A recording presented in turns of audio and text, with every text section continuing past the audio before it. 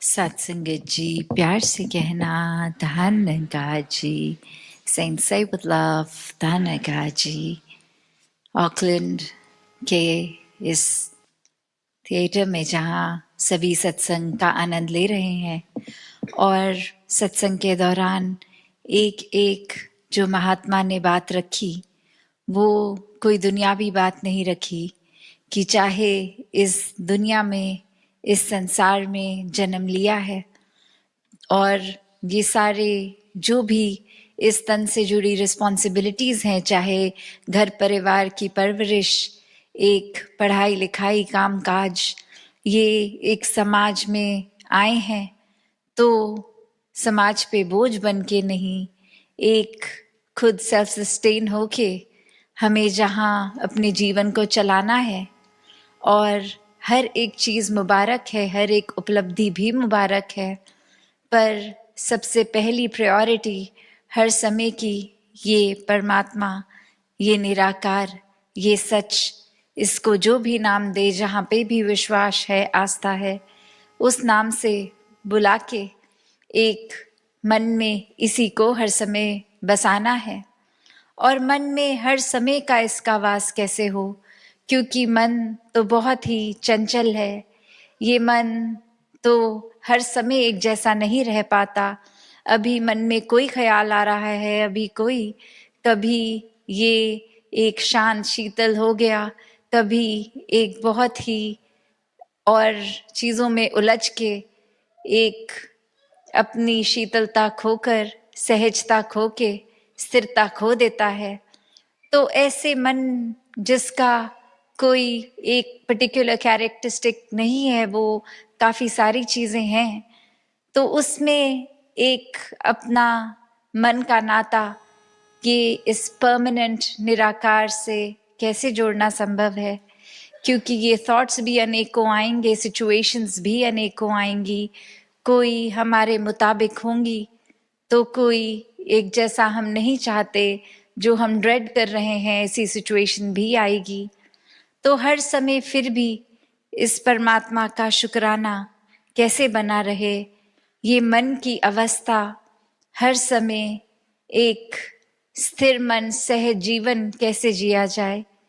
तो बात वही कि ये परमात्मा को पहले जानना होगा, देखना होगा, और जब ये जीवन में ब्रह्म ज्ञान द्वारा ये निराकार हर समय के लिए मौजूद हो जाता है, तो फिर इस जीवन में क्या चल रहा है उससे एक उठकर जीवन चलता है। जैसे एक वो जो शब्द है आनंद, ब्लिस, ये एक अवस्था जो दुख और सुख से ऊपर की है। चाहे जीवन में दुख है या सुख, वो मन का आनंद, वो एक दूर नहीं हो सकता, वो हमसे कोई छीन नहीं सकता। जब ये परमात्मा को मन में बसा लिया तो फिर संसार में क्या चल रहा है क्या नहीं, ये एक मायने रखता ही नहीं है, क्योंकि एक एलिवेटेड स्टेज हम अपनी बना चुके हैं जहाँ फिर ये चीज़ें कैसी हैं कैसी नहीं उससे फ़र्क नहीं पड़ता, क्योंकि एक अच्छी सिचुएशन हो या बुरी, उसमें भी इस परमात्मा का ही, इस निराकार का ही वो प्रसाद लगता है कि अगर हमें इस समय कोई दुख भी मिल रहा है तो हमारे लिए इसी दुख को महसूस करने में बेहतरी है, क्योंकि हमारा एक विजन तो बहुत ही नैरो है। एक हमारी सोच, एक बुद्धि, ये दिमाग एक टोटलिटी में नहीं सोच पाता। अक्सर हम अपने ही आप को प्रायोरिटी मन में बना के वो थॉट प्रोसेस, वो एक दायरा अपना इतना नैरो कर लेते हैं कि सब कुछ फिर हम अपने हिसाब से चाहते हैं, और अगर उस हिसाब से होता है तो ही दिल खुश होता है, तो ही मन ये बात मानता है कि ये परमात्मा है और ये हमारे लिए एक अच्छाई कर रहा है, क्योंकि अपने मन मुताबिक चीज़ हो गई। पर ये इतना वास्ट परमात्मा आगे पीछे सबकी जानता हुआ जीवन में फिर कुछ ऐसा अगर करता है जो हमारे मुताबिक नहीं है, तो उस समय तो हम इस परमात्मा को भी कोसने से नहीं चूकते हैं कि ये सबकी तो सुन रहे हो, हमारे ही जीवन में दुनिया भर की प्रॉब्लम्स क्यों डाल दी। तो बात वही, ये नज़रिया कि हम किस चीज़ को कृपा देख रहे हैं और किस चीज़ को नहीं। चाहे हर पल में ये परमात्मा तो हमारे लिए ही सोचता रहा है, सोचता रहेगा, सोच रहा है। तो बात यही कि अक्सर हम अगर उस तरह भी देखें कि आज अगर एक चीज़ की इच्छा है कि ये ऐसा हो जाए और ऐसा हो भी जाता है, तो भी अक्सर कुछ टाइम बाद वो ठीक नहीं। आज अगर अनएम्प्लॉयड हैं तो मन में आता है नौकरी लगे चाहे कहीं भी लग जाए, और अब जब नौकरी लग गई तो वो कंप्लेंट्स कि बॉस नहीं ठीक, एक एनवायरनमेंट नहीं ठीक, अब तो बस मन है कि जल्दी से जल्दी क्विट करें और कोई दूसरी नौकरी देखें। तो ये इच्छाओं ने तो ख़त्म नहीं होना, हर चीज़ हर समय हमारे मुताबिक भी नहीं होनी। तो भी एक मन में ये परमात्मा का अगर वास है तो हर सिचुएशन बहुत स्मूथ हो जाती है, ट्रांजिशन स्मूथ हो जाती हैं। एक मन में ख्याल अगर आता भी है तो वो साथ में पेशेंस भी आ जाती है, हर तरह की ह्यूमन वैल्यू एक हमारे अंदर आ जाती है, और फिर एक आसानी से ये रास्ता कट जाता है। फिर वो चाहे प्रॉब्लम्स वहीं की वहीं हों, एक हमारे रिएक्शंस, एक स्टेट ऑफ माइंड, उसमें बदलाव आता है, क्योंकि जैसी दृष्टि वैसी सृष्टि। एक कहानी भी है that once there was a man who wanted to change his city, and just before doing that he just went for a prelim round to just check out what this new city is like, what it feels like. And then as he goes, he spots a man who seems very wise and seems like he's been living in this new city for a very long time. And as the man approaches him and asks, "What's your city like? I want to change my house and I'm thinking to even change my city. Should I start living here?" And then the resident of that city asks that, "What was your previous city like?" And the man's like, it's very negative in a way where it's very stressful and the people aren't nice, and he just starts going on with a lot of negatives about the city and the people. And the man replies, "So even if you change your city, this place is not at all different. You're going to find exactly the same kind of people, the same kind of environment." And as they're talking, another person approaches and he coincidentally says the same thing, that "I want to now start living in this city. Please tell me what your city is like." And the same question is asked by that man, that "What was your previous city like?" And the man says on that people there are so nice, so kind, and everything's so perfect. And I just want to explore now that if my city is like that, how are the other cities like? And now the answer to the same question is totally different, saying that you're going to find the same environment, the same kind of people here as well. It's all about how you think, how you perceive. It's all about how you are deep within. Because everything around can be just exactly how we think it is like. तो मन में अगर कोई भाव है कि किसी को हम किस नज़रिए से देख रहे हैं, वैसा ही सब कुछ नज़र आएगा। एक अगर हमें किसी में अच्छाई दिख रही है तो हमारा मन उस अच्छाई को खोज रहा है। एक अच्छाई देखकर, जैसे कहा भी जाता है, every cloud has a silver lining, कि अगर एक परिस्थिति इतनी भी खराब है, सिचुएशन खराब है, कोई इंसान का नेचर अच्छा नहीं लग रहा, तो भी दुनिया में ऐसा कोई इंसान नहीं जिसमें एटलीस्ट एक गुण तो ना हो। हर किसी में अच्छाई है। तो वो उस सिचुएशन से, उस परिस्थिति से वो अच्छाइयाँ छांटने का नज़रिया है हमारा, या वो अच्छाइयों की ओर नज़र ना करते हुए सभी जगहों से कमियाँ निकाल लेंगे, तो हम खुद भी स्ट्रेस में रहेंगे और फिर घर परिवार समाज वहाँ भी एक खुशहाली तो बांट नहीं पाएंगे। एक जैसे हैं वही पास ऑन करेंगे। अक्सर जैसे अभी सुन भी रहे थे हम कि ये पास्ट और फ्यूचर के थॉट में इतना उलझ जाता है इंसान कि ये प्रेजेंट मोमेंट को, बीइंग इन द मोमेंट, वो हो नहीं पाता। या तो क्या था क्या नहीं, कैसा था कैसा नहीं, या फिर क्या होगा कैसा होगा, अगर ऐसा होगा तो कितना अच्छा होगा। पर अभी ये सच्चाई, ये समय क्या है, उस पे ध्यान नहीं। तो ऐसी एक और कहानी भी आ रही है ख्याल में कि एक इंसान कहीं किसी के पास जाता है, एक वो बहुत ही स्पिरिचुअली एक रिनाउंड होते हैं, और उनके पास जाके कहता है कि मुझे पता है कि आप बहुत बिजी हैं और मेरे लिए ज़्यादा अपने समय नहीं देना संभव होगा, पर सिर्फ मुझे फटाफट एक ऐसी कोई टीचिंग दे दें कि जीवन में अगर मैं और कुछ ना भी अपनाऊं तो उस चीज़ को मैं अपना लूं और जीवन संवर जाए, तो ऐसा क्या होगा। तो आगे से वो इंसान जवाब देते हैं कि कोई भी चीज़ को पकड़ के मत रखो, जस्ट वॉक अवे। तो एक सवाल अब मन में उस इंसान को आता है कि क्या ये वॉक अवे का मतलब कि मैं इनका टाइम वेस्ट कर रहा हूँ, क्या ये चाह रहे हैं कि मैं दूर चला जाऊं, या क्या। और अभी इतनी देर उसी सोच में बैठे बैठे फिर हिम्मत करके 5 मिनट बाद फिर से उनके पास जाके कहते हैं कि आपने कहा वॉक अवे, तो क्या इसका मतलब मैं जाऊं या आप कुछ और समझा रहे थे। और अब जवाब आता है you couldn't even walk away from this, कि आप इतना एक बातों को पकड़ लेते हैं अगर, तो कितनी देर वो सोच चलती है। अक्सर एक कोई चीज़ लगती है कि ये किसी ने मुझे कड़वी बात बोल दी, किसी ने गाली गलौज कर दिया, किसी ने हमारी शान के खिलाफ कुछ कह दिया, और अब दिमाग में उस इंसान के आगे ही कांटा मार दिया, ना इससे बात करेंगे, ना किसी घर परिवार के इंसान को इनके आसपास जाने देंगे। ये इंसान ने हमें ऐसा बोला कैसे। मन में बात फिर वही कि वो एक शब्द किसी के मुंह से निकला नहीं कि हमने वो पूरे इंसान को ही गलत ठहरा दिया।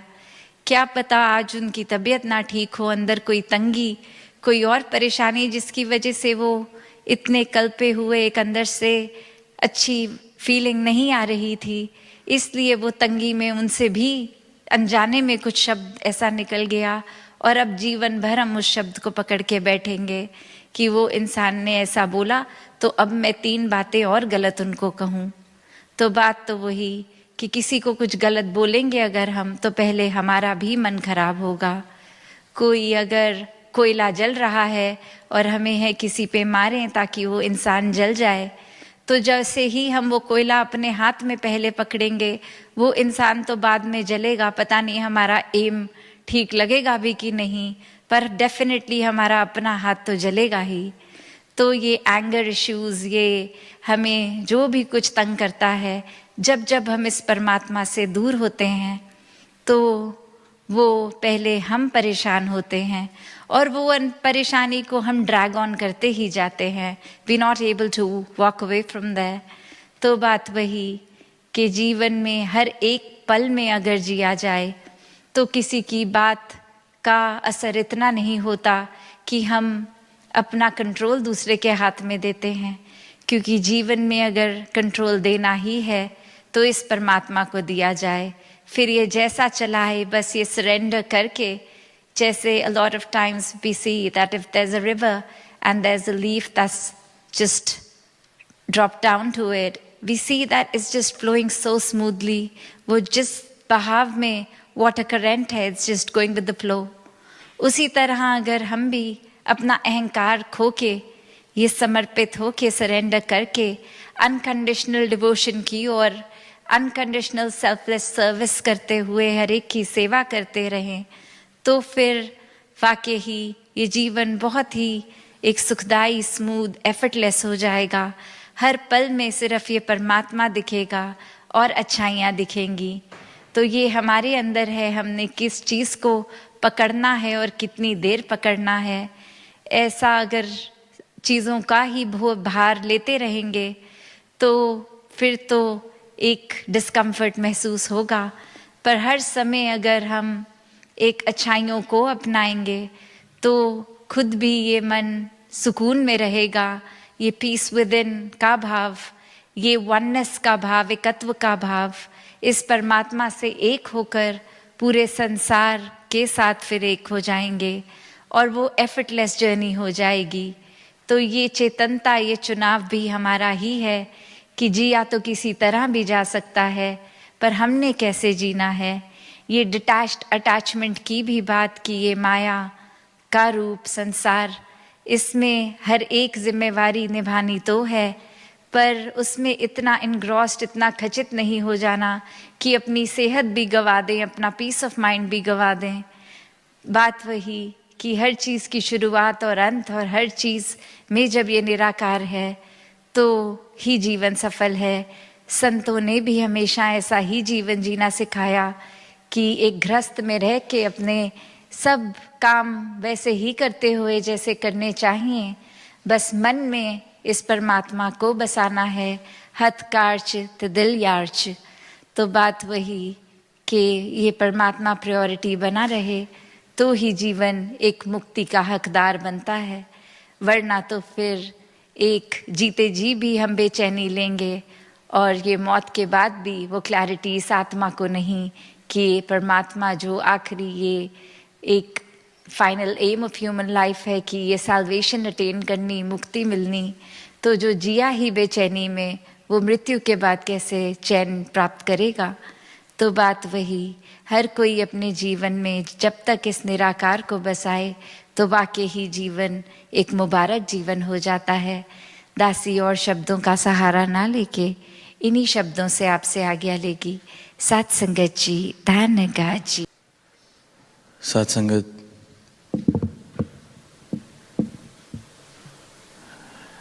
आज यहाँ सत्संग के दौरान निरंतर प्रभु का जिक्र, परमात्मा का जिक्र, सत्य का जिक्र हुआ। अनेक रूपों से इस एक की बात को कहा गया। ये आवाज़ दी गई कि ये एक को जानकर सही मायनों में एक हुआ जा सकता है। That it's only when we realize this one that we can be one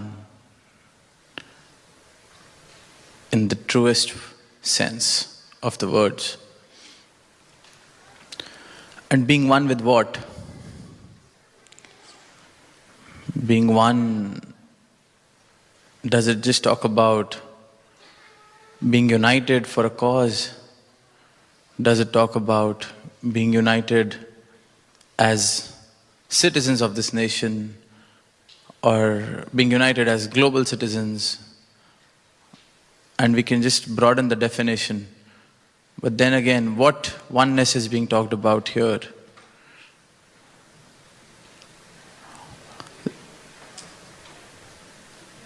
The social aspect of it is just a mere byproduct, as we heard. It is something that just naturally happens. But the true oneness that is being talked about is an individual's oneness with his or her true self. It's the oneness of a drop with the ocean. It's the oneness when a leaf or a branch realizes that it is the entire tree in itself. That's the oneness that is being talked about. That's the oneness that is being graced upon the humanity by the true master, by the Satguru. And we also heard that this oneness is realized when the light of enlightenment dispels all darkness. And when this truth is revealed, I realized that this oneness was always there. It was just me, it was just the veils of ignorance in front of my eyes that couldn't see it or experience it. And the process might seem tedious, it might seem complicated, it might seem difficult, but it is as simple as switching on a light in a dark room. No matter how dark the room is, no matter for how many years the room has not seen light, it'll only take a fraction of a second for the darkness to go away. And similarly, this is the amount of time that is required to dispel the darkness of ignorance from all our lives. And that is the miracle that the Sadguru performs. Brings down all the veils of ignorance, unveils this truth, unveils this Almighty, unveils this God, whatever we want to call it. Makes me one with my true identity. Makes me realize the difference between what is real and what is an illusion. भक्ति के मार्ग पर, अध्यात्म के मार्ग पर अक्सर माया शब्द का बहुत प्रयोग किया जाता है कि माया से बच के चलना है, माया में नहीं फंस जाना, माया डस ना ले, माया के चक्कर में फंस गए तो इस प्रभु से दूर रह जाएंगे, परमात्मा तक पहुंच नहीं पाएंगे। पर माया है क्या? क्या सिर्फ धन दौलत पद पदवी माया का रूप बनते हैं? पहले तल पर बिल्कुल, जब तक इन चीजों को हासिल नहीं कर लिया जाता तब तक दिलो दिमाग पर बस यही सवार रहता है, तो सबसे बड़ा, सबसे हावी रूप माया का ये बनने लगता है। फिर आगे बढ़ते हैं तो मेरे रिश्ते नाते मेरे लिए माया का रूप बनने लगते हैं।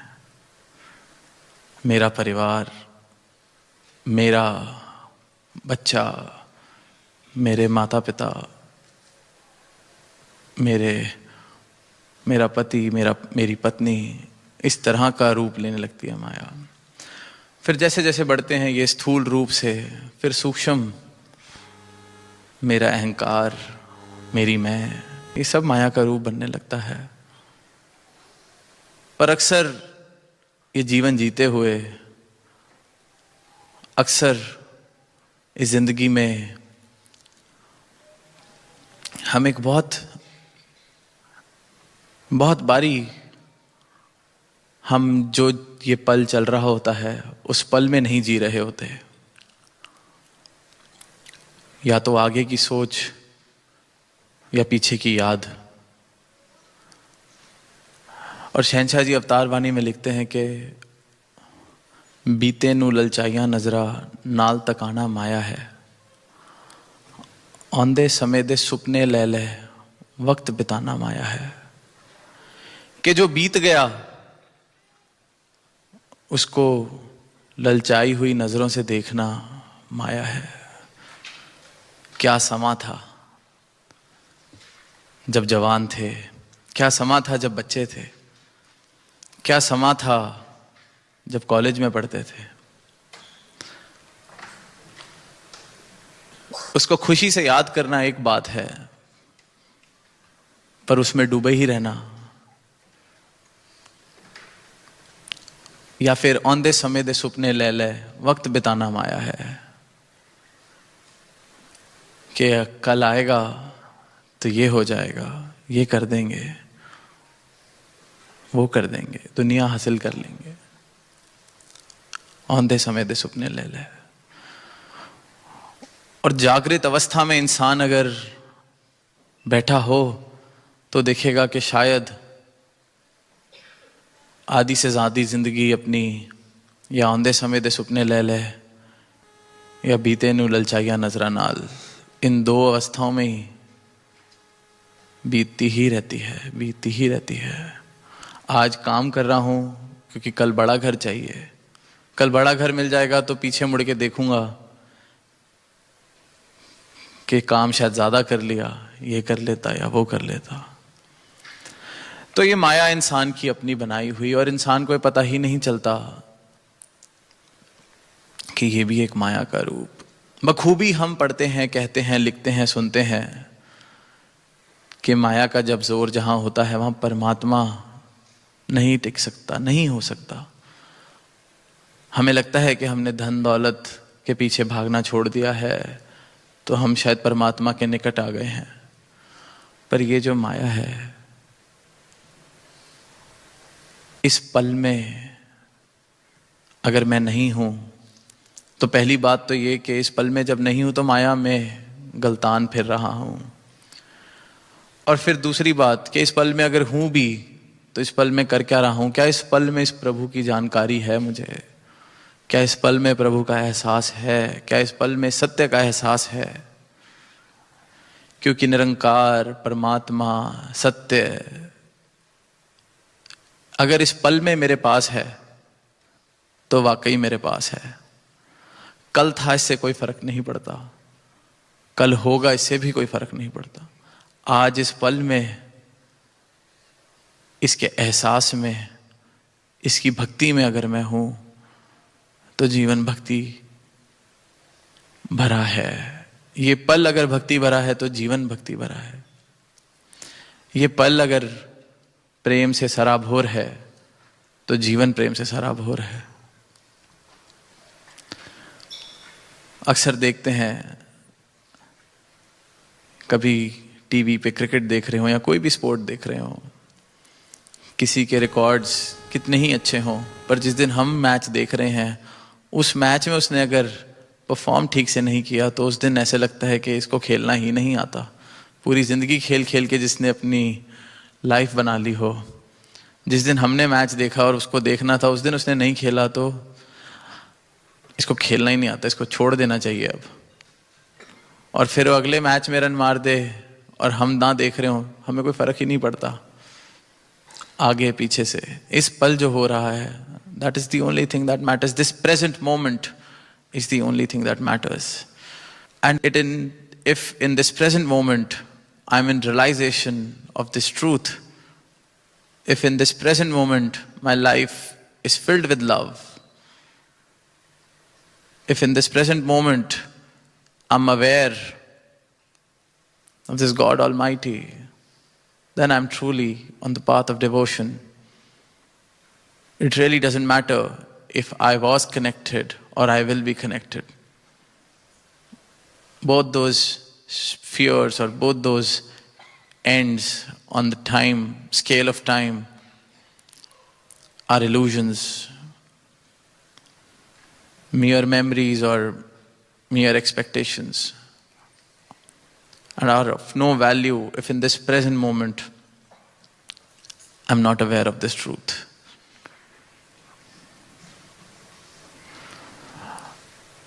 मुक्ति की जब हम बात करते हैं या सुनते हैं तो सदगुरु जब ब्रह्म ज्ञान देते हैं, कोई डेट लिखकर या कोई कर्म कांड बताकर ये नहीं कहते कि ये इतनी बार ये कर लिया जाएगा तो इस फलाने दिन आपको मुक्ति मिल जाएगी, इतने घंटे अगर ये कर लिया जाएगा या इतना धन त्याग कर दिया जाएगा या इतना शरीर से श्रम कर लिया जाएगा तो आपको मुक्ति मिल जाएगी। सतगुरु को मुक्ति दाता कहा इसलिए जाता है क्योंकि वो इस क्षण में मुझे मुक्त करता है, मुझसे, मेरी खुद की बनाई जंजीरों से मुक्त करता है। इसलिए इन्हें मुक्तिदाता कहा जाता है। एक कोई प्रॉमिस ऑफ फ्यूचर की बात नहीं है। जैसे कहा गया कि सच बताए कौन, क्योंकि इस सपने के ही तो 500 रुपये लिए जा रहे हैं। पर ये सुनने में कठोर लग सकता है, सच जब पहली बार पता चलता है, क्योंकि लगता है कि अगर ऐसा ही था तो पूरी जिंदगी जो करते आए उसका क्या मूल रह गया। पूरी जिंदगी जो तप त्याग पढ़ाई लिखाई की, अगर उसका कोई मोल ही नहीं था तो सच शुरू में तो समझना कड़वा लगता है। लगता है इतना साधारण कैसे हो सकता है, इतना सिंपल। बस ये आप कहते हैं कि एक अंधेरे कमरे में लाइट ऑन कर दीजिए, जितना समय लगेगा उतने समय में ही परमात्मा मिल सकता है, मुक्ति मिल सकती है। इतना साधारण, पर सत्य की पहचान ही यही है कि वो सरल होता है। जो मुश्किल है या मुश्किल बना दिया गया है, उसको मुश्किल बना ही इसलिए दिया जाता है कि मुश्किलों में उलझा दिया जाए, ताकि उन मुश्किलों को पार करके आगे पहुंच ही ना पाए कोई, सत्य की बात की ही ना जाए। पर परमात्मा ने ये जो रचना रची है, सृष्टि रचाई है, यहां भी सारे गणित बड़े सीधे। भूख लगती है तो खाना खा लो, पेट भर जाता है। प्यास लगती है तो पानी पी लो, प्यास बुझ जाती है। बड़ा ही साधारण। अपने आप ये धरती अपने बैलेंस को रिस्टोर कर लेती है। ज्यादा गर्मी बढ़ती है तो बारिश हो जाती है। अपने आप सीजन्स आते हैं, अपने आप पतझड़, अपने आप बहार। बड़ा ही साधारण इकोसिस्टम, सिंपल। आर्टिफिशियल इंटेलिजेंस की बात हो रही है, जितनी भी अच्छी बन जाए, पर जो ये जो इंटेलिजेंस है इस ब्रह्मांड में, इसका मुकाबला नहीं किया जा सकता, क्योंकि बड़े ही सिंपल प्रिंसिपल्स पे सब कुछ चल रहा है। And truth is always simple. I often mention this, that truth can only be simple. Whatever is being served in a complicated manner to me cannot be truth. It is only meant to confuse. It is only meant for me to think about, so that I cannot ever go beyond those layers and reach the truth. The very evidence of truth is that it is simple. But that does not mean that it is easy to live. It is the simplest of things. The ultimate truth is the simplest of things, but yes, probably one of the most difficult things to live by. सत्य बहुत ही सरल, साधारण, पर इस राह पर चलना आसान नहीं है, क्योंकि हर पल में अपने मन के साथ एक जंग चल रही है। हर पल में इस सत्य के एहसास के साथ जुड़े रहना है। In every moment, my mind is playing tricks with me. My mind is trying to show me ways where I can question, where I can create confusions, where I can again begin the cycle of questioning and rediscovering, so that the peace that I think I have attained is no more. That's what our mind does. मन का काम ही यही है कि मुझे ठहरने नहीं देना चाहता। और इस पल में, हर पल में जब इस परमात्मा का एहसास बना रहता है, तो समझ आता है कि ना तन मेरा है, ना मन मेरा है, ना धन मेरा है, और जो शेष रह जाता है, बच जाता है, वही सब कुछ है और वही मैं भी हूं। तो मन के जो खेल हैं ये इसी प्रकार चलते रहते हैं। सीधे सीधे रस्तों पे मुश्किलें खड़ी कर देना, या सीधे रस्तों पर उंगलियां उठा देना कि ये इतना सीधा हो कैसे सकता है। एक शायर की पंक्तियां दास कई बार दोहराता है कि तुम जमाने की राह से आए, वरना सीधा था रास्ता दिल का। कि तुम ही जमाने की राह में भटकते रहे, रास्ता तो बहुत सीधा था दिल का। और सतगुरु भी यही, परमात्मा भी यही कह रहा है हर एक इंसान से कि कहाँ कर्म कांडों की रास्ते में, कहाँ इधर उधर के कामों में, तप त्यागों में, बहुत ही सीधा रास्ता है। क्यों उलझना पसंद है? उलझना इसलिए पसंद है कि अहंकार को अच्छा लगता है, बताने में मजा आता है कि कुछ हासिल किया है तो मेहनत करके किया है, किसी की कृपा से नहीं किया। इतने साल उपवास किया है, इतने साल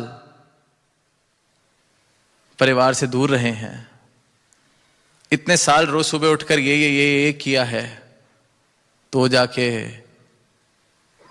ये उपलब्धि हासिल हुई है।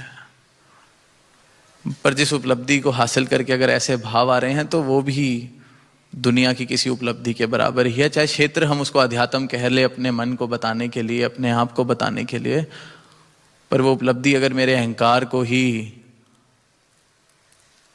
विस्तार दे रही है तो वो परमात्मा नहीं है। क्योंकि परमात्मा के लिए लिखा गया है गुरु प्रसाद, कृपा है, मेरी कोई पात्रता नहीं। जिस दिन इस बात पे जीवन खड़ा उतरने लगता है कि मैं तो कुछ नहीं, जब मैं इस रूप में समर्पित होने लगती है, उसी क्षण परमात्मा मेरे जीवन में प्रवेश करने लगता है। उसी क्षण आगे और पीछे से मुक्त होके इस पल में आनंद महसूस मैं करने लगता हूं। और यही कृपा, यही प्रसाद सद्गुरु हर एक मानव को देने के लिए स्थान स्थान पर जा रहे हैं, ये आवाज दे रहे हैं कि एक को जानो और एक हो जाओ, खुद से एक हो जाओ। खुद से एक हो गए तो बाकी सारा एकत्व अपने आप ही बन जाएगा। तो इन्हीं शब्दों के साथ दास आज्ञा लेना चाहेगा। प्रेम से कहना, धन्यवाद।